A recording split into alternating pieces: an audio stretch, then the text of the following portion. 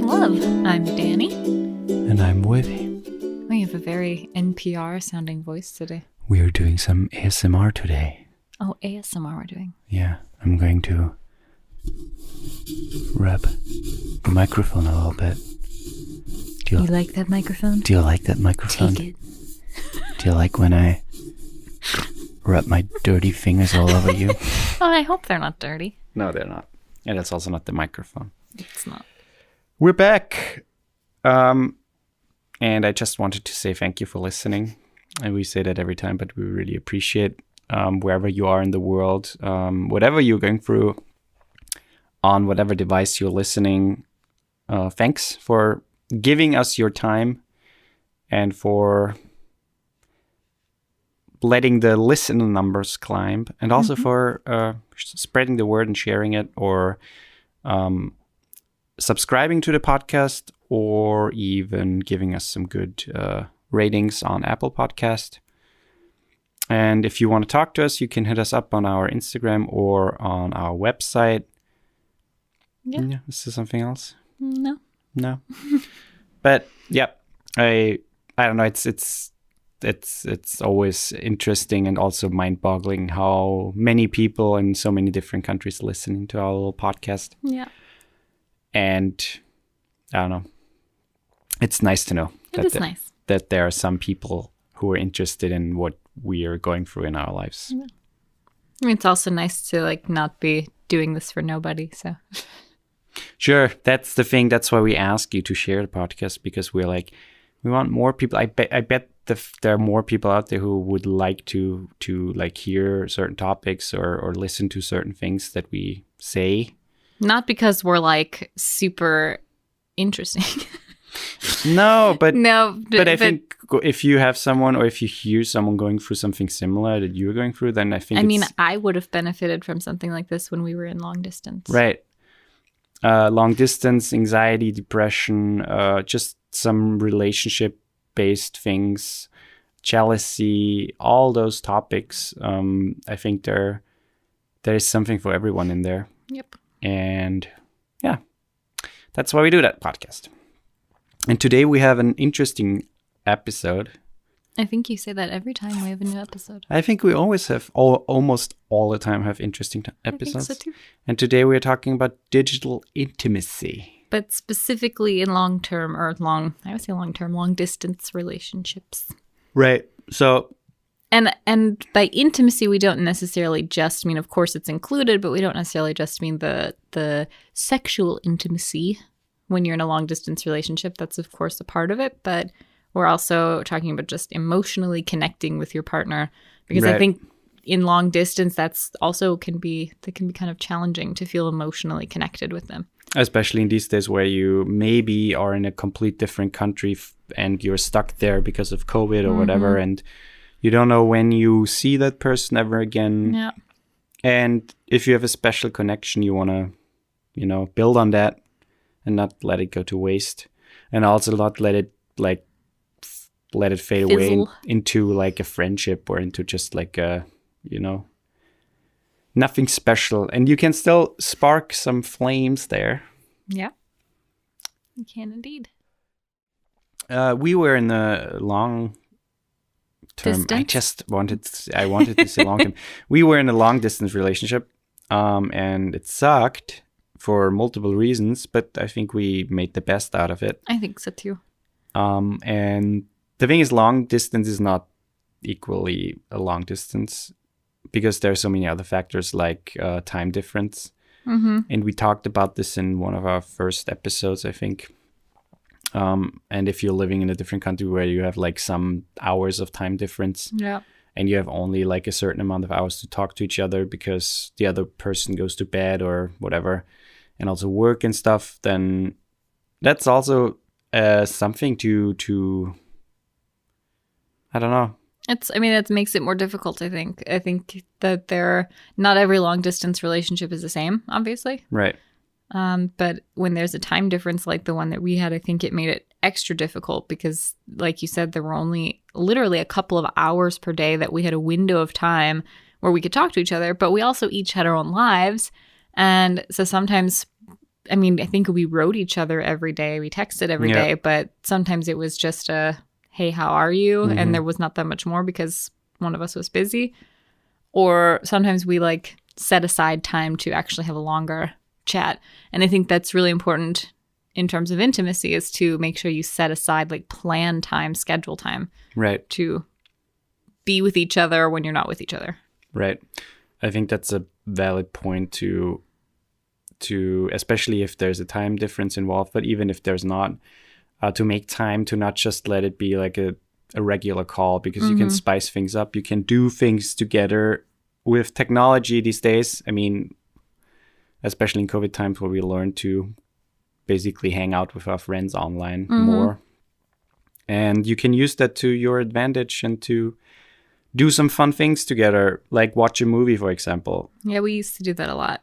We used to watch a movie over, I think, Skype. We did it. And these days we watch movies with my cousin once a week or once every 2 weeks, over Skype, and it works and it's fun. It's just something different, and connect and talk a little bit. Yeah. And you can do that with your partner too. Or for example, have like some food.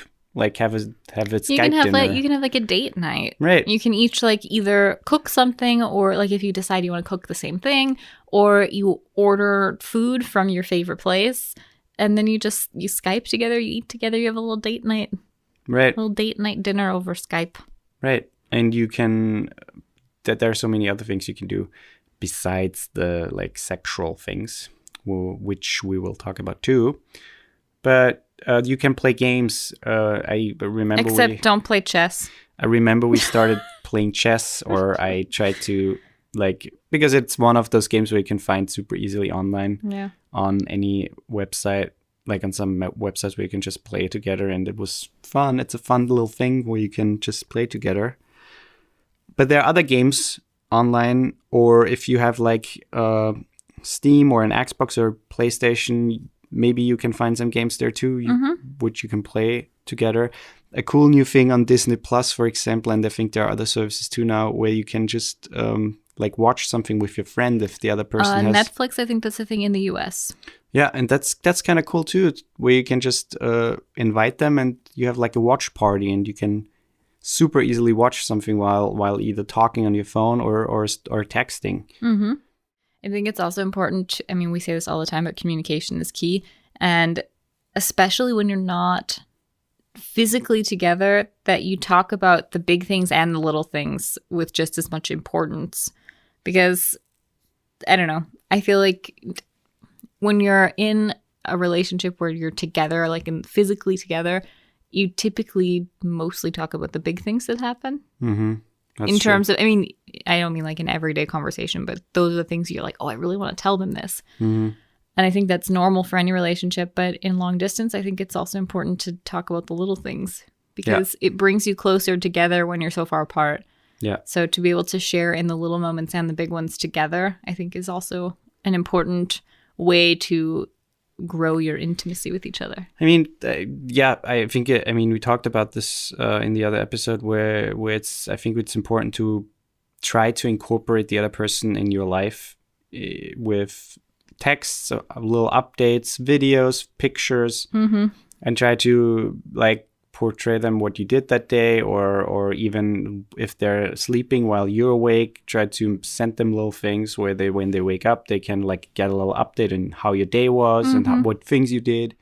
But it was always really nice to either wake up to, or to at least like when you were sleeping, I loved sending you little videos, and you sent me videos when I was sleeping.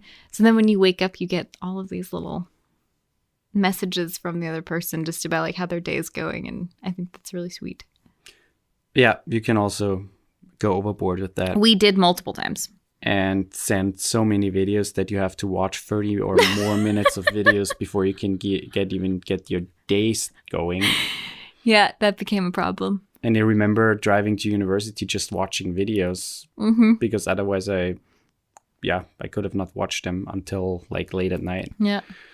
Yeah, so that was a thing. But it's fun. It's fun to, I don't know. I think it's kind of a sweet thing to do. It is a fun thing to do, yeah. No, definitely. But that's what I mean. that's just one thing or one way to incorporate the other person in your life and to let them be part of it through the digital way. Yeah.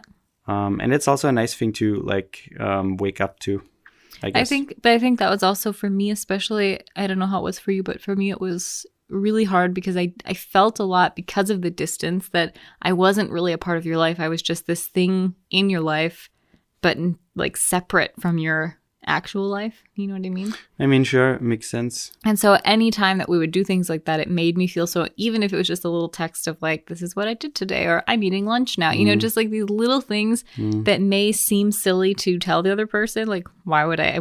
Because you maybe normally wouldn't tell somebody that. Yeah. But it made it feel like I was more incorporated into your day. Yeah. Which made me feel more incorporated in your daily life. I agree. And also the thing is, you're more like a passive person in that sense, because you're not actively are there with the person, because you can't just have them on your phone all the time or on video chat. So it's more of I'm experiencing their life in like a more passive way. But even that, I think it's important to do that, because it's the little things that keep the conversation and also the relationship going, I think. And yeah, I don't know. A big part is just talk with each other, like in a more set time, and just talk more, because since you already know or should know a lot of what the people or what the person did the whole day, maybe set like 30 minutes or an hour at night to just talk about how you feel, how it's going, and stuff like that. Like more substantial stuff, maybe. Yeah. Not every day, obviously, but once in a while, it's not the worst thing to do. To go along with that, I think it's also, depending on where you are in your relationship with that person, I think it's also, especially in long distance relationships, important to like make goals together. And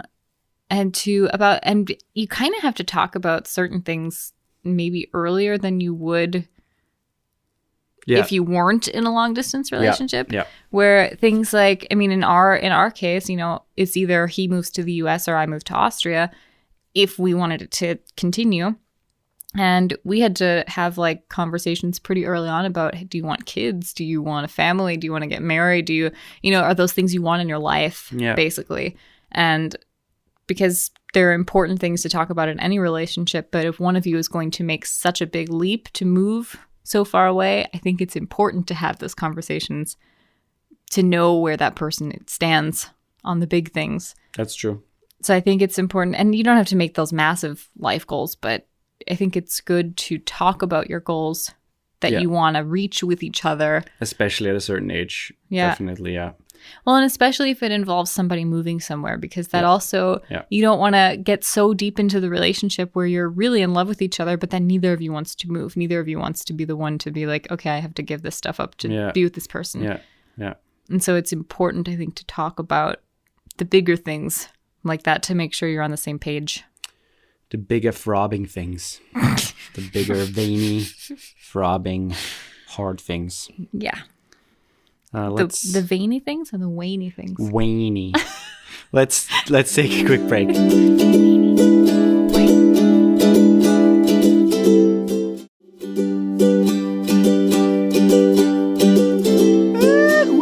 Veiny back. We're with veiny excitement. We're back. That sounds gross somehow. With throbbing excitement, we're back. With clenching excitement, with massive boner excitement, we're back. No, back to the topic though.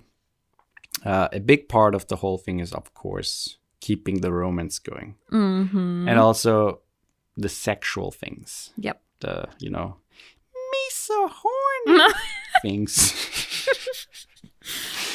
And I will say at the beginning, because before being with you, I never did things like that with people. Me neither. At least like video things. Yeah. I may have sent like a dirty picture or two, but even that, no, I just wasn't very comfortable with. I didn't do that either. And it's, in the beginning, I will say it's a little uncomfortable. It is weird. because Yeah. you're not there with the person. And so I mean, basically not in like detail, of course, but we would use things like Skype to our advantage. Yeah. And But I have to say, we started we started with sexting. with sexting, yeah. And also like videos and pictures. That's something Yeah, but we started. sexting was the start because until we actually were able to physically be together, we didn't want the first image of each other in that way to be. Sure. But yeah, obviously, but once we were in like the relationship part, we started with simple imaging, sexting, and stuff like that. Sometimes videos. Sometimes videos, but stuff like that, and we got more comfortable with that. And see, that wasn't so hard for me because I wasn't doing it like we weren't live, you know? Yeah. So it was more like, I'm just doing this anyways, so I take a video and I send it to you because that's kind of hot, you know? Yeah. That's just what we would do. Yeah. But it started to feel weird when it was over Skype, like a video. Like life. Yeah. Where we're together and we're like, let's do this. Yeah. And I mean, it got more comfortable at some point. It didn't feel weird at all anymore. I don't think. Nah, I don't know. I would not say I'm super I would not do it right away again if I don't have to, you know. Well, I mean, now we don't have to, but I'm just talking about while we were in the long distance, it gradually got less uncomfortable and less weird. Yeah, definitely. You looked forward to it. Like I looked forward to it more, at least. Yeah, definitely. And also it's a nice way to express that. Sure, and it shows vulnerability a little bit and trust, I think, too. Yeah. But yeah. So, I mean, something that's, I think, also going along with that side of things is like, obviously sexting is fun. It can be super flirty. Yeah. You kind of get a sense through sexting, like with the other person, how, you know, what kinds of things that they like. Kinky. Yeah, their kinks and stuff. You get kind of a sense of that through sexting based on the things that they write to you or how they react to the things that you write. But another thing that's interesting is like erotic conversations where it's not like, but like voice conversations. Oh, yeah. Mm-hmm. So over the phone. And that's something that I don't think we really did that often. Yeah, we did it with voice messages. Like with recorded but voice like messages. Talking on the phone. But that's not something like we did. Phone sex is not something we did. But that's something that I can't see as well. For example, if you don't have the means to Skype or to video chat, or if you don't want that yet, the telephone sex thing could be like a first step towards that, or replacement even, because there is still like this, you don't have video, so there's still this layer of video taking away, and it's not as, you know, vulnerable. It's not as I'm putting myself out there. But I will say that the video thing for me, I enjoyed much more than I think I would have enjoyed phone sex, because something about being able to look into your eyes was like in terms of connection and intimacy was really big for me. Yeah. No, I think it has pros and cons, both things. But that's I think that's something you have to just figure out and try out and talk about, maybe, and see how it's going, and also then be open about it and see, okay, how did you like that? Is it something we should do again or not? And also don't be discouraged if like the first time it's just super awkward and weird and it doesn't work at all. That doesn't mean you should just completely give up on it, because it is a little weird at first, because it's not something we're necessarily used to. Unless you're a creep and you're doing that all the time, then it's not. I mean, I wouldn't use the word creep. Some people do that anyways. But there are also some toys technically there are long distance sex toys, which I wish we would have known about. I did not know that, but you can basically, like, for example, the one person has this toy and you have the remote, essentially. Right, you have the remote, like an app on your phone, and you can basically do whatever. Even though I have to say, I read the other day that a man bought himself like this chastity belt, which has like a digital lock on it. And it's also basically it can be remotely unlocked via an app. And he got hacked. No. And the hacker basically locked the whole thing, and he could not unlock it again. So, and the hacker obviously tried to get money. But yeah, cool. So that's a thing. But yeah, the digital sex toys or long distance sex toys, they're a thing. Yeah, and that's so cool. Just Google it, and you find some companies who do that, and it's an interesting way because you just order it, and the other person just downloads the app, logs in, and you can remotely, do stuff to the other person, which is a nice, interesting way, I think. Yeah.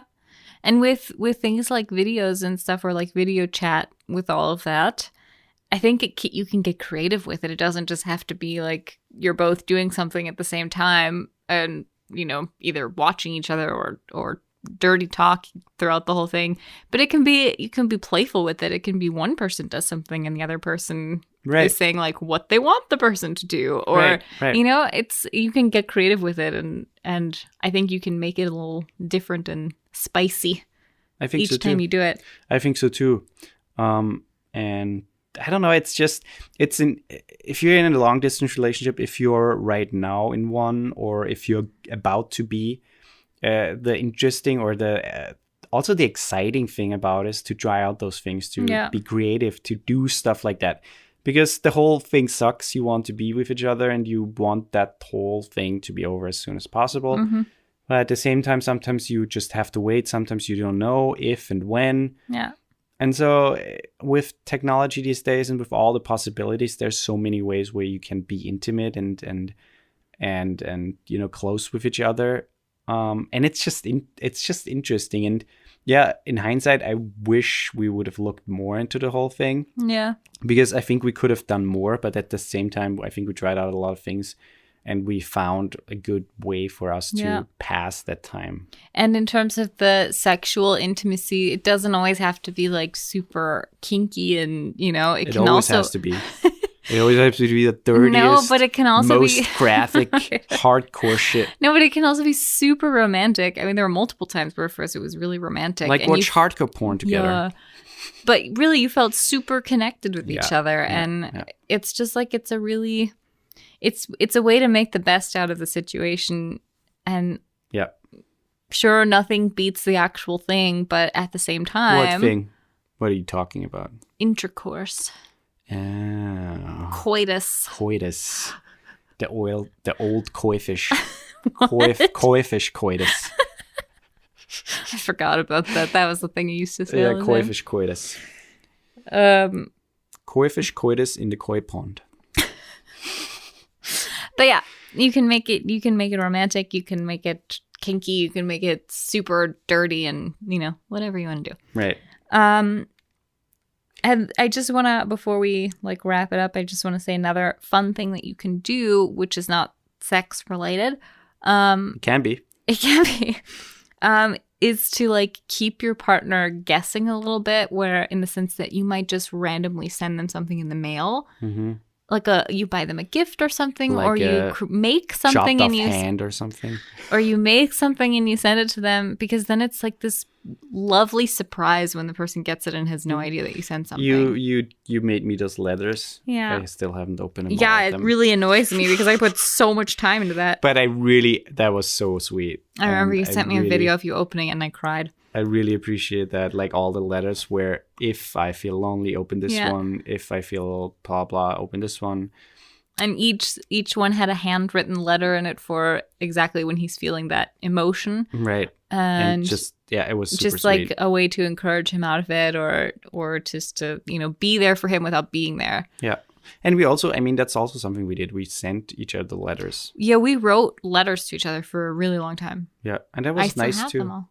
I think I do too, but I have some. No, I have some of yours. So I don't know if I have all of them. But yeah, that was a nice thing to beside the digital things, also Especially if the other person is not available, if you can put more heartfelt things into a letter, and it's also handwritten, so it's personal. Well, and you used to, I tried to do this, but mine was never strong enough, but used to spray yours with a little cologne, so I could when I opened it, it's like I smelled you, I mean, actually, and it was not smelled cologne. like poop, and it was really nice.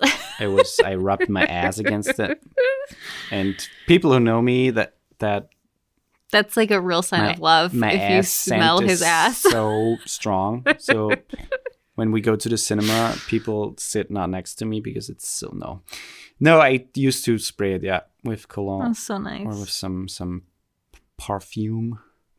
Perfume. And to give it a little, extra. Yeah. Hey, baby, I'm waiting here over here, and I'm horny. Me so horny. Okay, but your letters were not about that every time. That's true. But yeah, I think you as listeners, you got like a good overview of things you can try, and hopefully be more like encouraged to do things, to just try out things, to be as close as possible in this long distance shit. Yeah. And yeah, I think, to just summarize it, just try out things, be creative, try to talk also deeper conversations. And incorporate even the things that you might see as like mundane parts of your day, to incorporate your partner in those things. Because sure, it's silly if you're together, like physically, but it's not so silly when you're so far away from each other. Yeah. Because it really does make you feel closer. Yeah. Yeah. That's it. Thanks for listening. If you like the podcast, please share or subscribe wherever you listen to podcasts, on Apple Podcasts, Google Podcasts, Anchor, Spotify, Stitcher. Wherever. Yep. Share the podcast if you want to. We really appreciate that. That helps us a lot, or the most. And you can also support us on anchor.fm/translating-love if you want to. That's it. Cool. Bye. Goodbye.